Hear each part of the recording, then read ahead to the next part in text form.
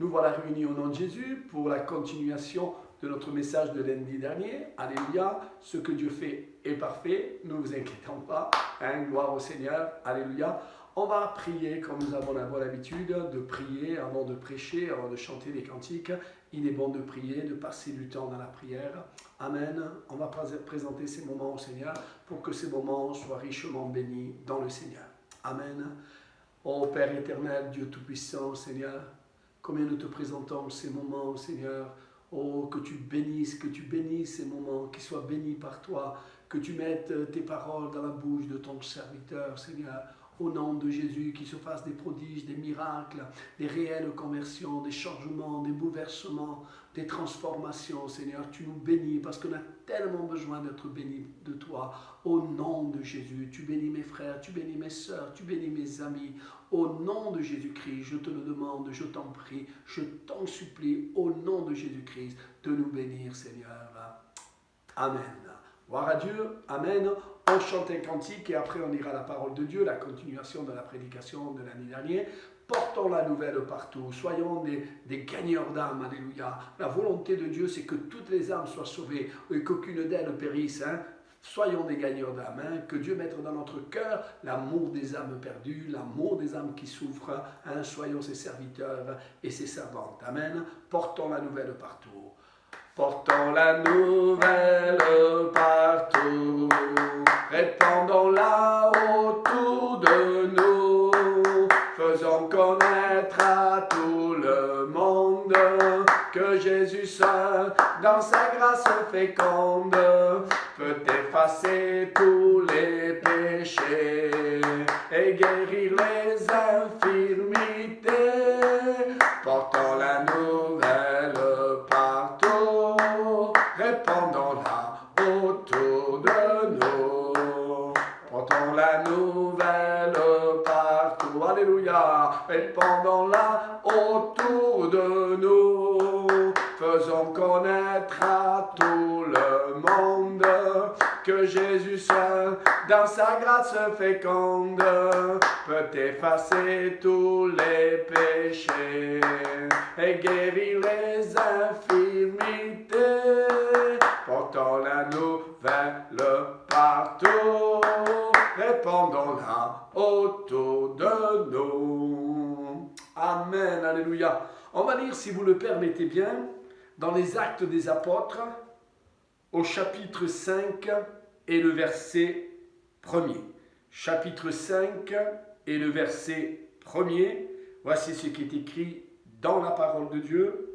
Mais un homme nommé Ananias, avec Saphiria, sa femme, vendit une propriété et retint une partie du prix. Sa femme le sachant, puis le porta et porta le reste et le déposa aux pieds des apôtres. Frères et sœurs, Saphiria et Ananias ont voulu ressembler aux chrétiens, aux enfants de Dieu, sans même faire expérience personnelle, véritable avec Dieu. Mais l'enfant de Dieu qui fait une réelle rencontre avec Dieu, vraiment une rencontre vraie avec Dieu, mais il vend tout ce qu'il possède. Il vend tout ce qu'il possède et il suit le Seigneur.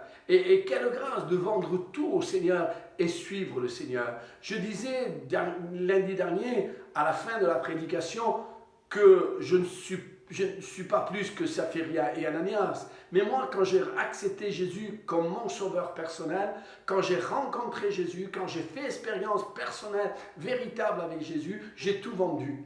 C'est-à-dire, j'ai commencé à prendre mon fusil à pompe. C'est pas même parce que c'est pas en disant j'étais un voyou. Non, j'avais un fusil à pompe pour me défendre. Et là, le jour que je me suis converti, j'ai accepté Jésus dans mon cœur comme mon sauveur personnel. J'ai pris mon fusil à pompe, je suis descendu dans le quartier Pasteur, dans le jardin. C'était le matin, il n'y avait pas grand monde et je voulais pas chercher le monde. Mais j'ai cassé ce fusil à pompe. J'ai pris le revolver que j'avais, qu'il était à mon père. Je l'ai rendu à mon père. Il n'était pas à moi, je ne pouvais pas le casser. J'ai rendu à mon père. Et là, frères et sœurs, j'ai marché et avec Dieu. Et pour moi, j'ai donné tout au Seigneur. Là, je ne voulais pas que ce soit moi qui me défende, que ce ne soit pas un revolver, un fusil à pompe qui me défende. Non, mais que ce soit le Seigneur Jésus-Christ. Que ce soit le Seigneur Jésus-Christ. Et je le dis, ça fait des années de ça. Jamais j'ai eu besoin d'un revolver. Jamais j'ai eu besoin d'un fusil à pompe. Sur mon fusil à pompe, mon revolver, ça a été Jésus. Jésus qui m'a défendu, qui m'a gardé, qui m'a protégé, qui m'a fait aller marcher de l'avant. Oui, j'ai vu le Seigneur se manifester à combien de fois et à combien de reprises, parce que nous avons donné tout notre cœur au Seigneur. Nous sommes marchés, nous avons ce que nous avions, nous l'avons vendu, nous avons porté au pied de la croix au Seigneur. Et là, quand mon frère et sœur, j'ai commencé à travailler, à annoncer Jésus-Christ dans un camp qui s'appelle la Baronne, que vous connaissez ou vous ne connaissez pas. C'est un camp où il y a des Catalans, des Romanichels, des Manouches, des Gitans espagnols. Ils sont là-bas, c'est un camp horrible de méchanceté. Même la police, quand elle veut venir dans le camp arrêter quelqu'un, elle est obligée de venir avec l'armée pour arrêter quelqu'un, parce que la gendarmerie, la police n'ose pas rentrer là-bas dans ce camp, tellement que c'est un camp méchant. Et là, frères et sœurs, on a commencé à faire des réunions, on a commencé à annoncer Jésus-Christ comme notre sauveur personnel, et on a témoigné. Il y avait des personnes rebelles, méchantes, il y avait des femmes qui ne pouvaient pas avoir d'enfants, il y avait des gens qui étaient malades de la maladie Parkinson, du cancer, et là, frères et sœurs, nous avons annoncé la parole de Dieu. Et ces gens, quand ils ont écouté la parole de Dieu, quand ils ont vu que Dieu faisait des prodiges, que Dieu faisait des miracles, qui changeait, qui bouleversait, qui transformait les vies, et là que Jésus-Christ était mort à la croix pour pardonner leurs péchés, alors ils sont venus, ils ont tout vendu, ils ont vendu la drogue, ils ont vendu l'alcool, ils ont vendu la méchanceté, la réputation gitane, dire c'est moi, là ils ont tout vendu au pied de la croix, ils n'ont rien retenu pour eux, ils n'ont voulu rien garder pour eux, ils ont tout déposé au pied de la croix. Saphiria et Ananias, qu'est-ce qu'ils ont fait? Qu'est-ce qui leur est arrivé? Qu'est-ce qui leur est arrivé? Je ne sais pas qu'est-ce qui leur est arrivé. Ils ont voulu jouer à faire semblant, mais avec Dieu, on n'arrive pas à jouer à faire semblant. Et même si dans nos vies, il y a des choses qui ne glorifient pas le Seigneur, et si dans nos vies, il y a des choses qui ne plaisent pas au Seigneur, alors venons au Seigneur, demandons au Seigneur, tu vois ceci, tu vois cela, ne te glorifie pas. Je ne vais pas essayer de paraître l'homme de Dieu, je ne vais pas essayer de paraître la femme de Dieu. Non, nous devons venir au pied de la croix, comme l'a fait aussi si bien Marie. Marie, elle était là au pied de Jésus, elle était là parce qu'elle avait besoin. Vous ne croyez pas, si elle n'avait pas besoin, elle ne se faisait pas du bien, elle ne serait pas venue au pied de Jésus. Elle est au pied de Jésus, elle est au pied du Seigneur. Elle s'est tout abandonnée pour venir au pied du Seigneur. Oui, au pied du Seigneur, elle est venue. Je le crois de tout mon cœur, c'est ma pensée. Et quand elle a terminé ce qu'elle avait à faire, elle ne voulait pas faire davantage. Quand elle a terminé ce qu'elle avait à faire, elle est venue au pied du Seigneur. Il y avait Marthe, sa sœur, qui est venue lui dire « Seigneur, ça ne te fait rien, que Marie ne vienne pas m'aider. » Oui, qu'il ne vienne pas m'aider. Marthe, elle en voulait davantage, Je dis souvent cette pensée, je dis, il y a un temps pour tout, mais le temps pour tout, nous le prenons. Le temps pour aller travailler, le temps pour aller manger, le temps pour boire, se laver, se sécher, enfin bref, plein de trucs comme ça. On a le temps, mais le temps pour le Seigneur, nous l'oublions. Le temps pour Dieu, nous l'oublions. Marie ne l'a pas oublié. Marie est venue au pied du Seigneur. Elle n'a pas fait comme Saphiria et Ananias. Saphiria et Ananias, ils ont joué à faire semblant, ils voulaient paraître l'homme de Dieu, la femme de Dieu, mais Dieu, on ne le trompe pas. Alors Marie, elle est venue, une fois qu'elle a terminé, elle voulait se ressourcer, elle voulait se faire du bien, elle voulait se ressourcer, elle voulait se faire du bien. Et pour se faire du bien et se ressourcer et se remplir de Dieu, il faut venir au plus près de Dieu. Et l'occasion nous est offerte cet après-midi, l'occasion nous est offerte de venir au plus près du Seigneur. Oui, au plus près du Seigneur, grandir dans le Seigneur, aller plus loin avec le Seigneur. Il est écrit ce passage, et ce passage m'a fait beaucoup de bien quand je l'ai lu.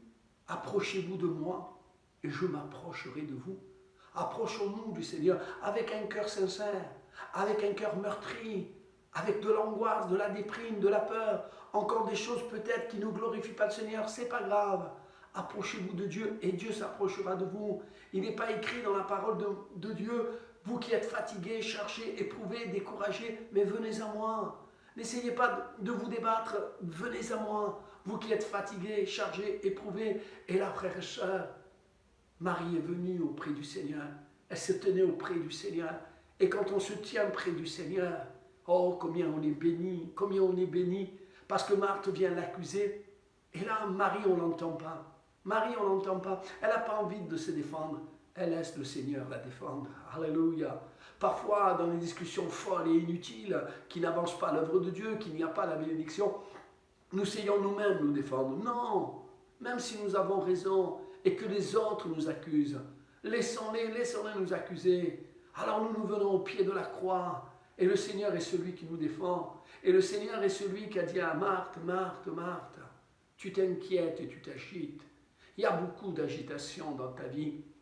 Dans ta vie, il y a de la peur, il y a de l'angoisse, pardon, il y a de la déprime, ou peut-être il y a de l'infirmité, il y a la maladie, et tu t'inquiètes à quelques jours de prendre une radio, à quelques jours de prendre une prise de sang. Ne t'inquiète pas, présente cette maladie au Seigneur, présente ton problème, ta difficulté dans ton couple, n'aie pas peur, remets tout au pied du Seigneur. Alors Marthe, elle vient et Jésus lui dit, Marthe, Marthe, tu t'inquiètes et tu t'agites pour beaucoup de choses. Pour une chose, une deuxième, une troisième, une quatrième, Marie, tu t'inquiètes et tu t'agites. Tu parles de Marie, Marie, elle a choisi. Elle a choisi, c'est son choix. Et ça doit être ton choix, mon choix, de venir au plus près du Seigneur. Oui, au plus près du Seigneur. On est appelé à s'approcher plus près du Seigneur et plus près du Seigneur. Frères et sœurs, s'approcher du Seigneur, mais c'est une grande bénédiction. Et l'ennemi de nos âmes, le diable, sait que c'est une bénédiction de nous approcher de Jésus. Et combien je vois en ce moment, combien la prière, la communion avec Dieu, elle a de l'opposition. On dirait que les choses de Dieu n'ont pas autant d'opposition que la prière.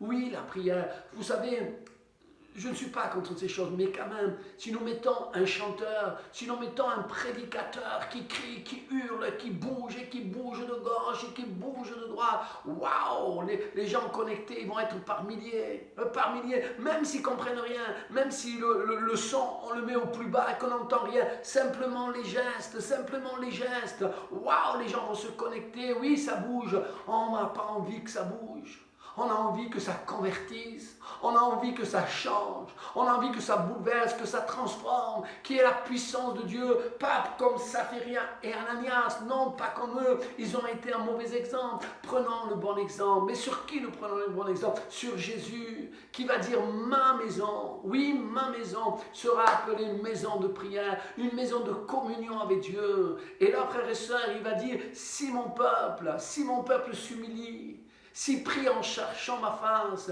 je le bénirai des cieux. Pas je le bénirai, ça ne sort pas de la terre, mais ça descend du ciel. Il nous bénira. Et là, frères et sœurs, ce passage, j'aime bien, quand je lève les yeux vers les montagnes, de qui me viendra le secours? Mais le secours me viendra de l'Éternel.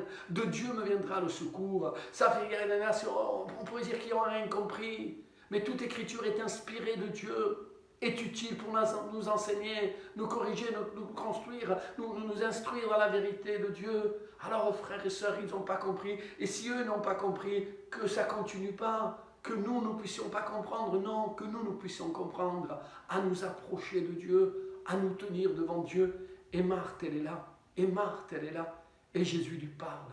Mais Jésus, avec quelle façon il doit lui parler? Imaginez-vous quelques instants, vous qui connaissez Jésus, de quelle façon Jésus va parler à Marthe?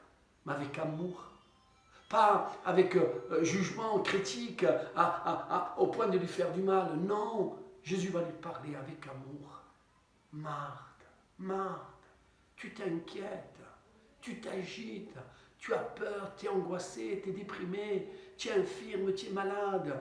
Mais approche-toi du Seigneur. Approche-toi de Dieu. Je parlais hier soir d'une jeune fille,